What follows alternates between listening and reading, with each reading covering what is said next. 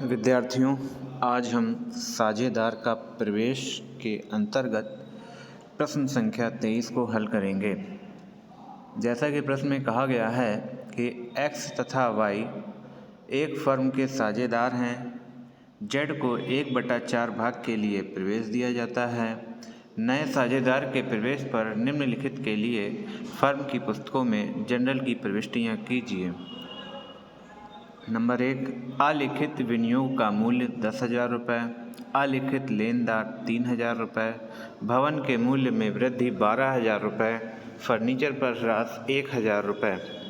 तो जैसा कि प्रश्न में कहा गया है कि जनरल की प्रविष्टियाँ कीजिए।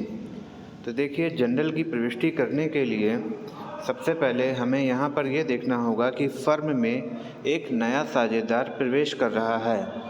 जब फर्म में कोई नया साझेदार प्रवेश करता है या कोई पुराना साझेदार फर्म को छोड़कर जा रहा होता है या किसी साझेदार की मृत्यु हो रही होती है, कुल मिलाकर यदि साझेदारी में साझेदारों के सदस्यों की संख्या में यदि किसी प्रकार का परिवर्तन होता है तो जिसका सीधा प्रभाव उनके लाभ विभाजन अनुपात पर पड़ता है और इसको साझेदारी का पुनर्गठन कहा जाता है। साझेदारी के पुनर्गठन की अवस्था में सर्वप्रथम रीवैल्यूएशन अकाउंट अर्थात पुनर्मूल्यांकन खाता बनाना अति आवश्यक हो जाता है। पुनर्मूल्यांकन खाता एक नॉमिनल टाइप का अकाउंट है अर्थात नाम मात्र का खाता है। इसमें दो पक्ष होते हैं, प्रथम पक्ष डेबिट और द्वितीय पक्ष क्रेडिट होता है। डेबिट पक्ष में यदि फर्म की संपत्तियां डिक्रीज हो रही हैं अर्थात कम हो रही हैं तो उस कमी को लिखा जाता है, और इसके विपरीत क्रेडिट पक्ष में यदि फर्म की संपत्तियां बढ़ रही हैं, इंक्रीज हो रही हैं तो उनको लिखा जाता है। इसी के विपरीत दायित्व की बात की जाए, यदि फर्म के दायित्व बढ़ रहे हैं अर्थात इंक्रीज हो रहे हैं तो दायित्व के बढ़ने वाली रकम को डेबिट में लिखा जाता है, और यदि दायित्व कम हो रहे हैं तो उस कमी को क्रेडिट में लिखा जाता है। अर्थात एसेट्स अगर इंक्रीज हो रही है तो क्रेडिट में लिखी जाएगी, लायबिलिटीज़ अगर डिक्रीज हो रही है तो उसे क्रेडिट में लिखा जाएगा। इसके विपरीत यदि एसेट्स डिक्रीज हो रही है और लायबिलिटीज़ इंक्रीज हो रही है तो इनको डेबिट में लिखा जाएगा। इसके बाद इनका बैलेंस निकाला जाता है। यदि बैलेंस डेबिट पक्ष में आ रहा है अर्थात अंतर डेबिट पक्ष में आ रहा है तो उसको क्रेडिट बैलेंस बोला जाएगा। यदि बैलेंस क्रेडिट पक्ष में आ रहा है तो उस अंतर अर्थात बैलेंस को डेबिट बैलेंस बोला जाएगा। क्रेडिट बैलेंस को प्रॉफिट बोला जाएगा और डेबिट बैलेंस को लॉस बोला जाएगा। अर्थात डेबिट में जो भी बैलेंस आता है जिसको हम क्रेडिट बैलेंस के नाम से जानते हैं वह रीवैल्यूएशन का प्रॉफिट होता है। इसके विपरीत यदि बैलेंस क्रेडिट में आता है जिसको हम डेबिट बैलेंस के नाम से जानते हैं वह रीवैल्यूएशन का लॉस होता है। अब हम प्रश्न में आएंगे। जैसा कि प्रश्न में पहला पॉइंट कहा गया है कि अलिखित विनियोग का मूल्य 10,000 रुपये। तो देखिए, अलिखित विनियोग यानी कि अनरिकॉर्डेड इन्वेस्टमेंट की वैल्यू दी गई है 10,000 रुपये, अर्थात रिवैल्यूएशन के समय 10,000 रुपये का इन्वेस्टमेंट जिसका लेखा पुरानी पुस्तकों में नहीं किया गया था और अब उसको लिखा जाएगा तो इसके प्रभाव से एसेट्स इंक्रीज होगी। और जैसे कि अभी बताया गया कि यदि एसेट्स इंक्रीज होगी तो उसे रिवैल्यूएशन के क्रेडिट पक्ष में लिखा जाएगा। तो यहाँ पर विनियोग को, इन्वेस्टमेंट को हम बाई इन्वेस्टमेंट अकाउंट के नाम से 10,000 रुपये से क्रेडिट में लिख देंगे। इसके बाद सेकंड पॉइंट है अलिखित लेनदार अर्थात अनरिकॉर्डेड क्रेडिटर्स 3,000 रुपये।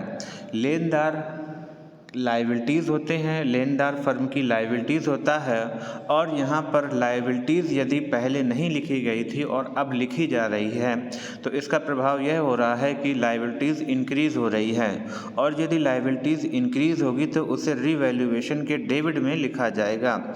इसलिए हमने डेबिट पक्ष में टू क्रेडिटर्स अकाउंट 3000 रुपये लिख दिया है। इसके बाद फर्म के मूल्य में वृद्धि 12,000 रुपये, भवन के मूल्य में वृद्धि 12,000 रुपये।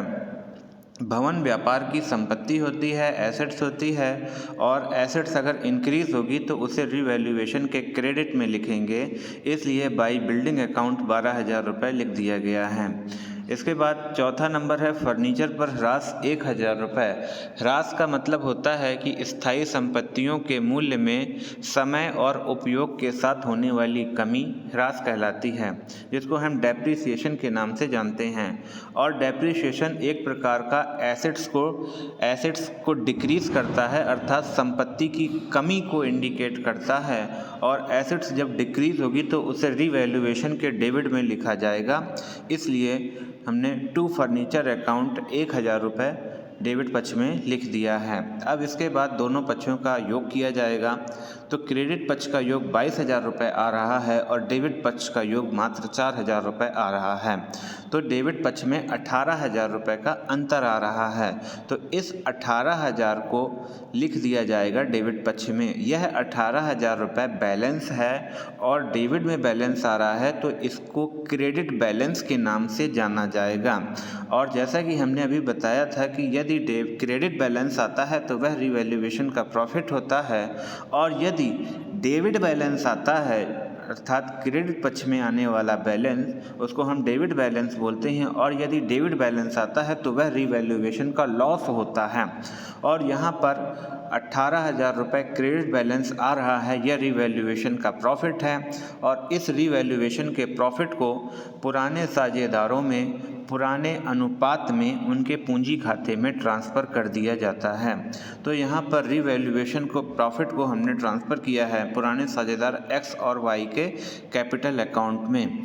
तो इसमें लिखा गया है कि revaluation account transfer to X capital account, Y capital account, और देखिए टोटल अमाउंट 18,000 रुपये है, और पुराना अनुपात प्रश्न में नहीं दिया गया है, साझेदारों का पुराना अनुपात नहीं दिया गया है। तो हम साझेदारी संलेख को याद करेंगे। जैसा कि साझेदारी संलेख के अभाव में लागू होने वाले नियम पढ़े होंगे आप लोगों ने, उसमें पहला ही पॉइंट है कि यदि साझेदारों का लाभ विभाजन अनुपात नहीं दिया गया है तो प्रत्येक साझेदार को बराबर लाभ में हिस्सा दिया जाएगा। इसलिए यहाँ पर जो भी रीवैल्यूएशन का प्रॉफिट है उसे दोनों साझेदारों में बराबर बांट दिया गया है, और 18,000 का 1/2 9,000 रुपये एक्स के कैपिटल में ट्रांसफ़र किया गया है, और 18,000 का 1/2 अर्थात 9,000 रुपये वाई के कैपिटल अकाउंट में ट्रांसफ़र किया गया है। इसके बाद रीवैल्यूएशन अकाउंट के आधार पर हम जनरल एंट्री समझेंगे। देखिए पहली जनरल एंट्री है हमारी investment account DR to revaluation account. देखिए इसको हम समझेंगे कि देखिए हम लेजर में देखेंगे अर्थात रीवैल्यूएशन अकाउंट में देखेंगे इन्वेस्टमेंट क्रेडिट में लिखा है। तो देखिए रीवैल्यूएशन अकाउंट में इन्वेस्टमेंट क्रेडिट में लिखा है, अर्थात रीवैल्यूएशन क्रेडिट हो रहा है। जब रीवैल्यूएशन क्रेडिट हो रहा है तो जनरल एंट्री करते समय रीवैल्यूएशन अकाउंट को क्रेडिट में लिखा जाएगा। इसलिए पहली एंट्री की गई है investment account DR to revaluation account 10,000 रुपये बीइंग द इन्वेस्टमेंट रिकॉर्डेड। पहली एंट्री हमारी कंप्लीट।